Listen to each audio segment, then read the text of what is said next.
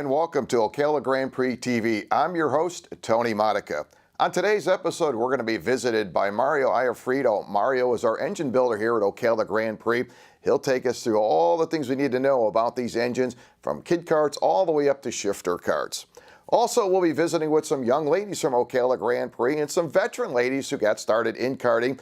We'll visit how the ladies got started in the world of karting here at Ocala Grand Prix. Then we'll get in depth on two very exciting classes here at OGP. But up first, we'll preview race weekend number 4.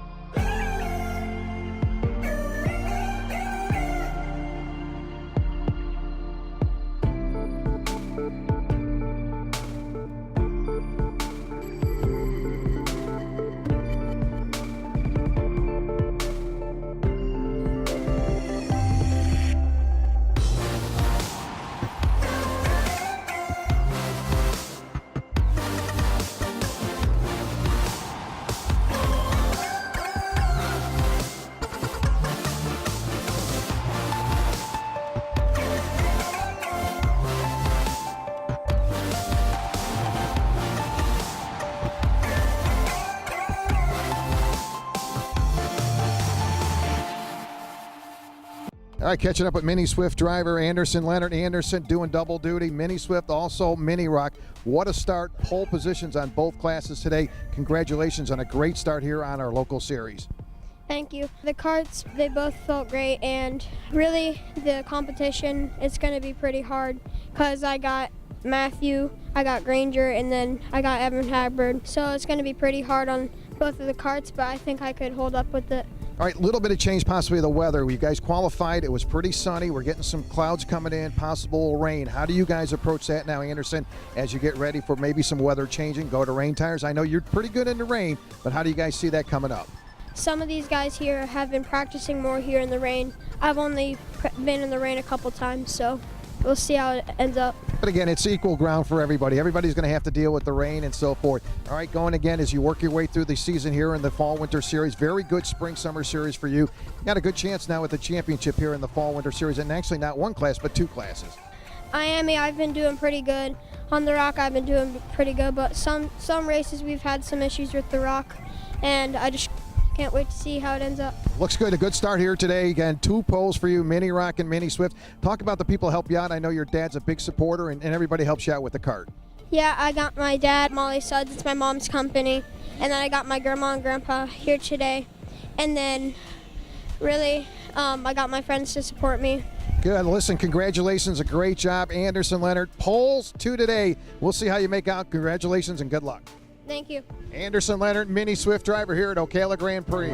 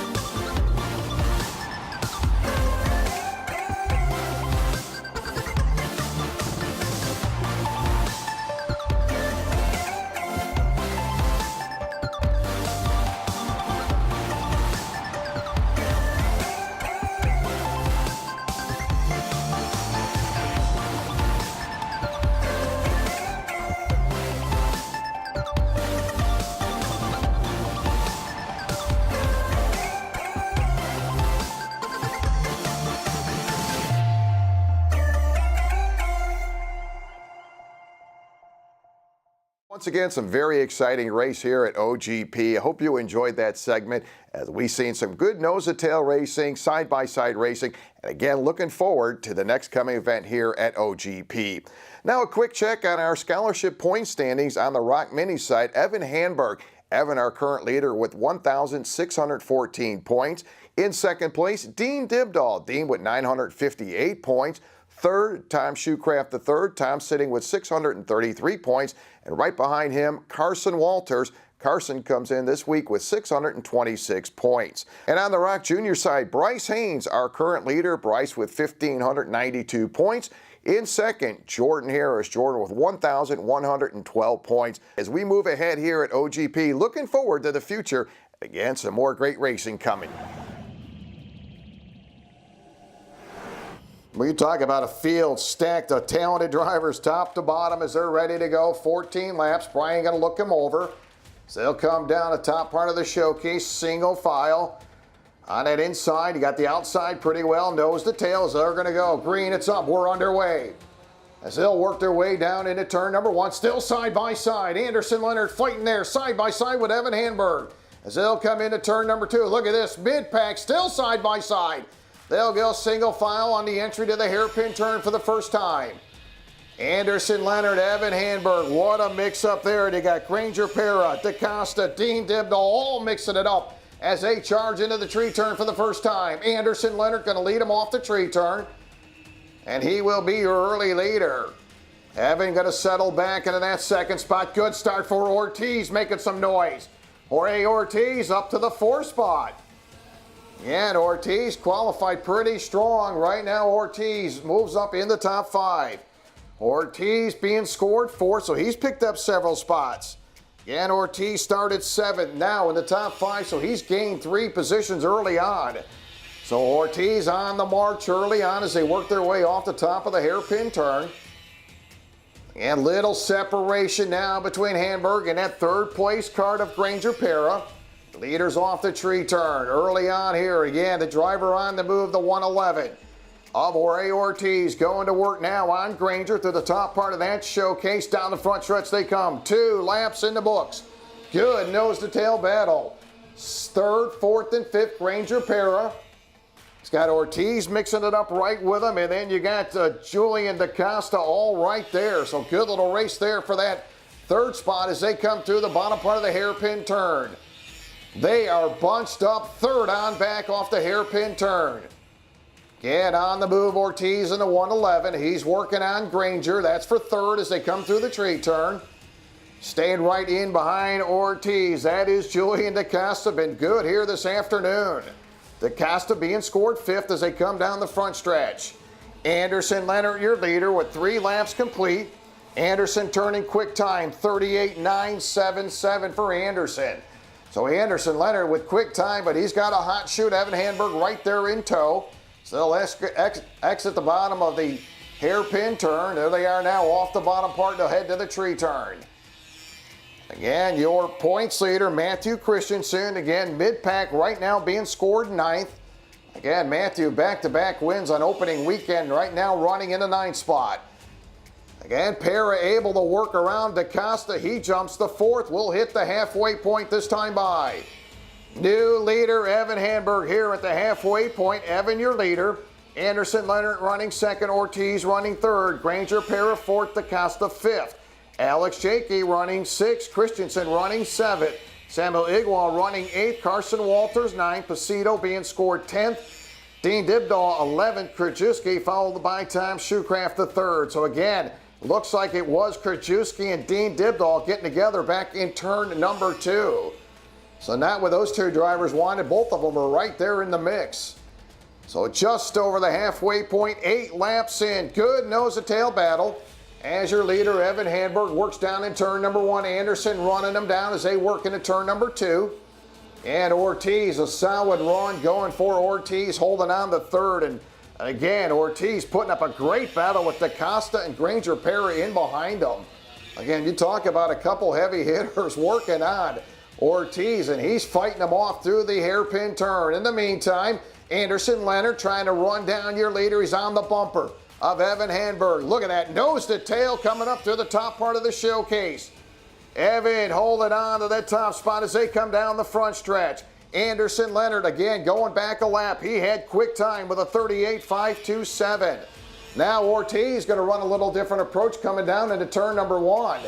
He is being hounded by Julian DaCosta as they go into turn number 2. Again, what a run going for the youngster, the 111. Ortiz fighting them off as they come through the tree turn. Now your leaders will head up into the showcase. Led by Evan Handberg. Again, Anderson staying right with them. There's the battle for third. Ortiz. Again, what a run going for the 111 of Ortiz. As he is, no doubt about it, a couple anxious, very antsy drivers behind him. Julian DaCosta to 23. Then you got Granger Para into 151 as they go to work down in turn number 1. Tell you, got to give it to Ortiz. He has just been fighting those guys off behind him as they come down into turn number 2. And we'll hit lap number 12 with 2 to go, this time by Anderson Leonard's been right there. He was an early race leader. Evan was able to work around him now as they got the closing 2 to go. Anderson Leonard very, very good here at Ocala Grand Prix. We'll see if he'll make a move as they come off into the tree turn. Again, we're seeing some pretty good battles all the way around the track. As your leaders now are going to come up on lap traffic, they'll work their way up to the top part of the showcase. It will be the money lap. White flag up, slower traffic ahead of your leaders. Evan Handberg going to pick up the white flag as they go down into turn number 1. Lap traffic not affecting your leaders now as they head into turn number 2. Good little battle for third. Ortiz, he's got to make it one more time to grab a podium here this afternoon. Lap traffic now ahead of your leaders as they approach the top part of the hairpin turn. Evan is holding on to the lead. Here comes Anderson staying right with them.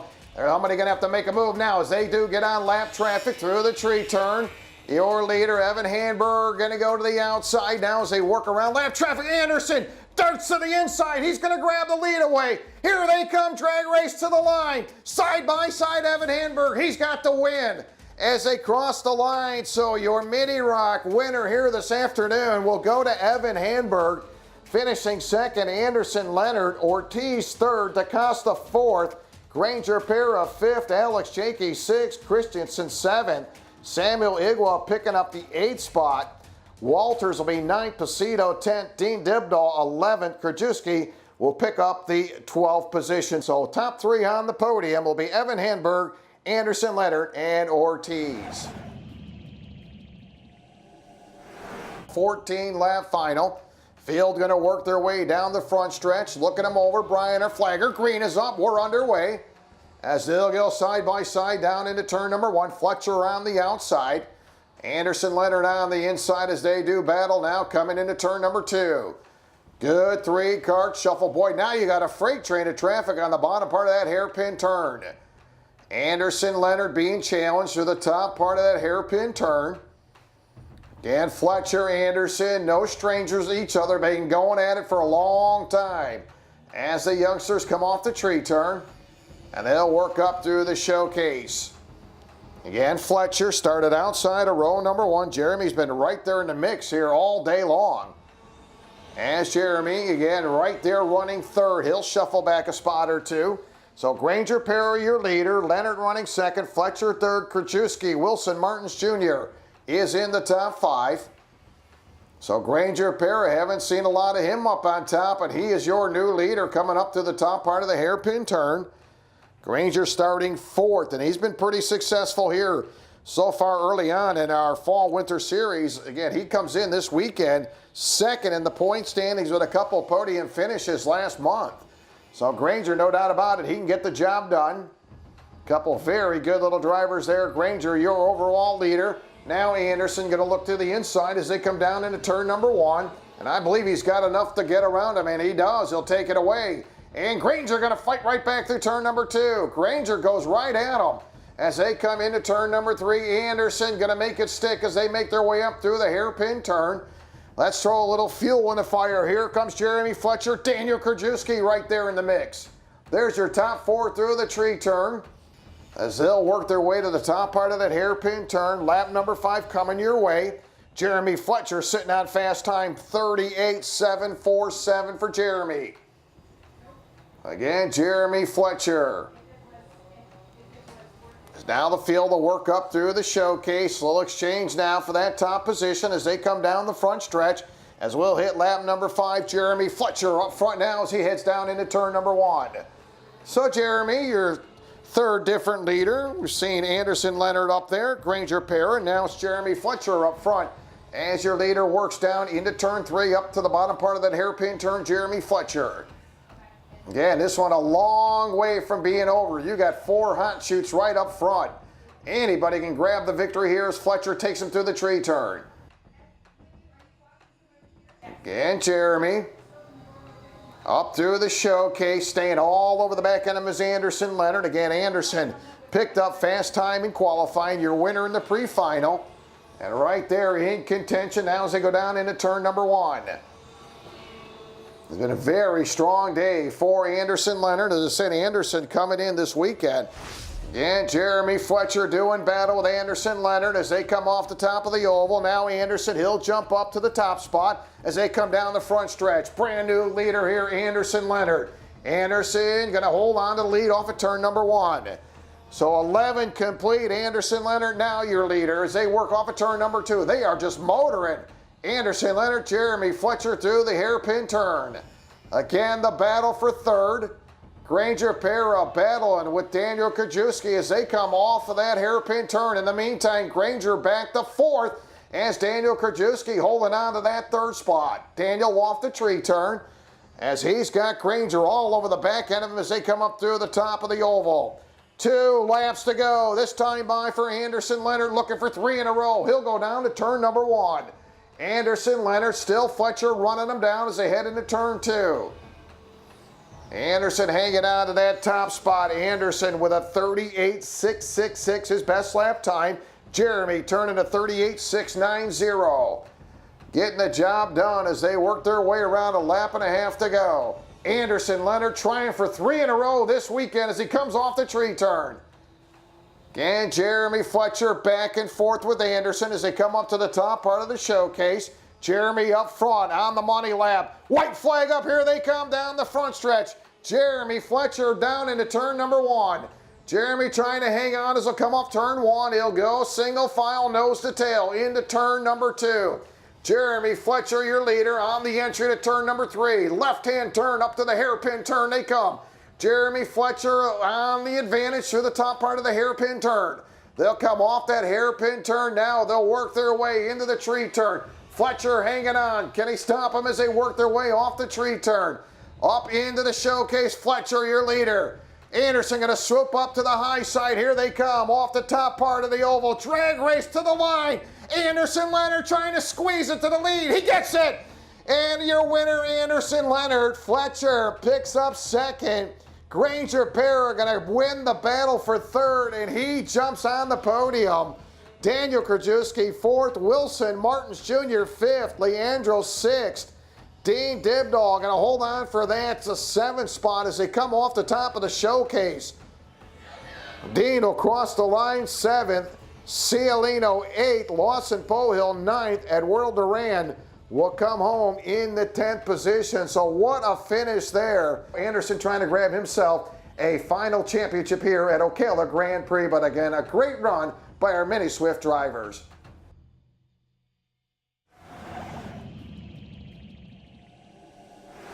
So seeing some very exciting racing. I hope you enjoyed that clip. Again, it's some very, very talented racers here at OGP. And in our next segment, we're going to visit some women in karting. They're going to tell us the story of how they got started in the world of karting and moved up through the ranks. So here at Ocala Grand Prix, we have many racers and, of course, a big contingent of lady drivers here at Ocala Grand Prix. We're going to get a little in depth on the drivers. First off, we'll meet Morgan Healy. Of course, Morgan, no stranger here at Ocala Grand Prix. Tell us a little bit about how you raced with the team over the years. And, of course, obviously, you're still very busy in the world of karting. Back in 2013 was my first year on the team, and it was a big learning curve, kept growing each and every year to the point in 2015 where I was halfway competitive and had a great time doing it all along. The team started with nothing and created somewhat of a driver out of me, which was pretty neat to see. Right, and how about the competition between the boys, you say, and the girls as you were coming up? We can call them boys and girls. How did that come into play? Obviously, the kids were pretty good with you, though. Talk about, being racing with the boys.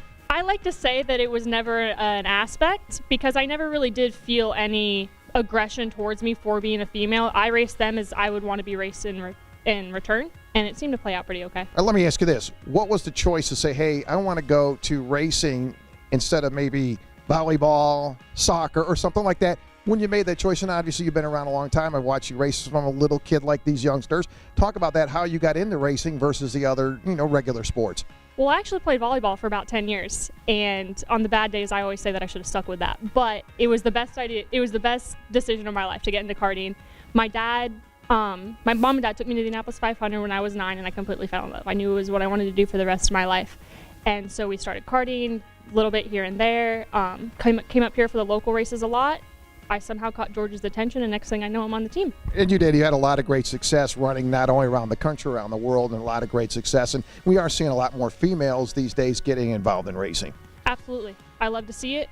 I think it's great being out there and just competing alongside of them all. It's great to see. Show them when you're up there. I watched you many a times beating those guys. All right, Sasha Toronto again. Sasha, a very busy driver. You're running in the shifter class. I know you ran the DD2.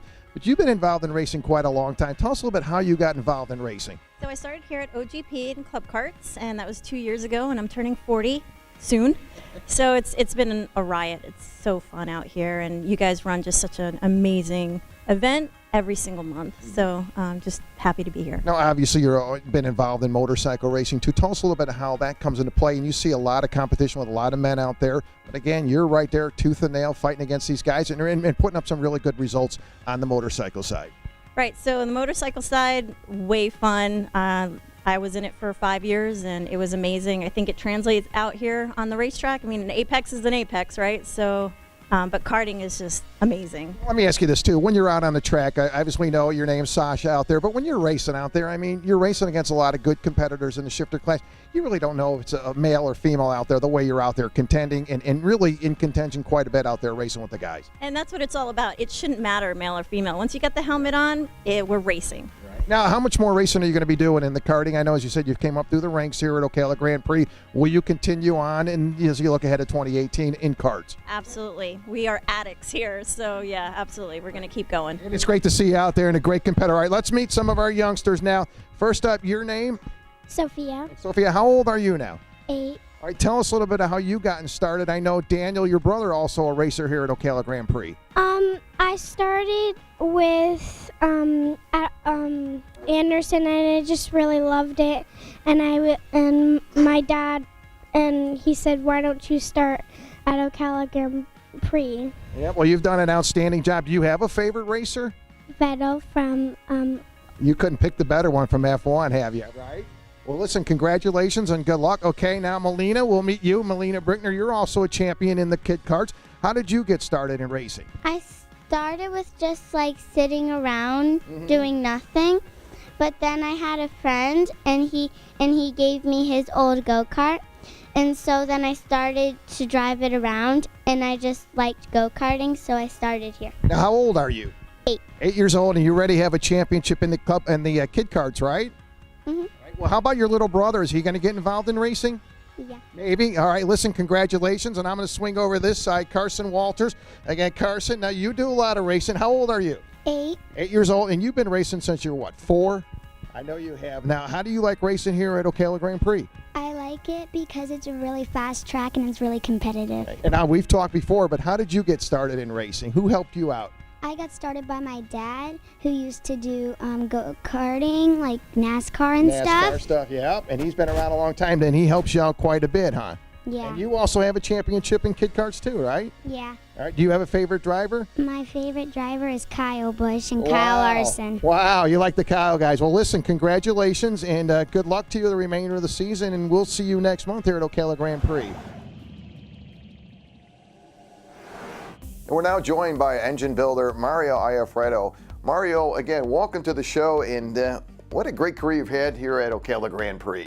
Thank you. Thanks for having me. Now, talk a little bit about how you got started. As we know, we refer to you as engine builder, but talk a little bit about the history of you and how you got involved in karting. Well, it was my first job here at OGP. I was a track worker for about 3 years until I graduated high school. Then George took me under his wing, moved me up to the team. I worked on chassis for a few years, and a spot opened up for a motor builder here. And they decided to move me up, give me a shot, and I've been there ever since. And obviously there's a lot that goes into engine building. I mean, your drivers, they depend on good engines, solid engines, that they have to be flawless. Talk a little bit about some of the different engine packages. Now, we talk about the kid karts class in the 50, 60 cc range. Talk a little bit about what goes together on those smaller motors for those kid karts. Well, here we don't build a lot of kid karts because we don't have many that race on our team and whatnot. But those are really simple motors. They're basically a weed eater motor, real small. Do they have a lot of problems with those motors? Talk a little bit of how good those motors are and how secure those motors are. Those motors are actually really reliable. You can run them for the whole season without really worrying about them. Out of the box, they're pretty close. Really, with the young drivers, you want to focus on them. It's more about getting them to learn how to drive properly and whatnot. All right, now where you come into play, Mario, is building these engines. We have the drivers here at OGP. They get out to the big series, the big events. This is where it really comes into play. Talk a little about what goes into building these engines now for the team and how often you guys rebuild these engines. Take us a little bit through that process. Well, we rebuild these motors. I probably look at them after almost every race. Top ends every 5 hours, bottom ends maybe every 10. I break them down, make sure everything's straight, replace what needs to be replaced. We have a dyno here as well.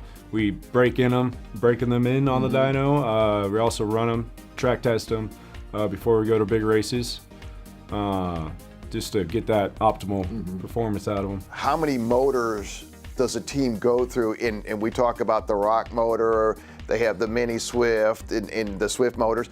How many different engine types do you guys actually run throughout the season? I know we'll do some Rock Cup stuff. I know they have the 206 going to come in.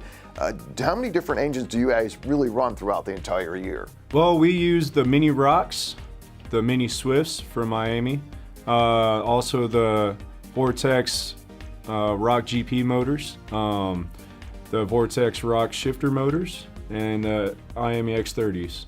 All right, final question. Have to bring it up. Does the weather become an issue now? I know we deal with a lot of moisture with rain down here in the state of Florida. You know, some classes it definitely comes into play, and some of the little ones it doesn't. So, you know, you just have to balance it out and know what you're looking for and what to expect. All right, Mario, listen, thanks so much for your time. Well, I hope you enjoyed this episode. Again, don't forget to follow us on Facebook at Ocala Grand Prix. Also, check out the website at ocalagrandprix.com. I'm your host, Tony Monica. Until next time.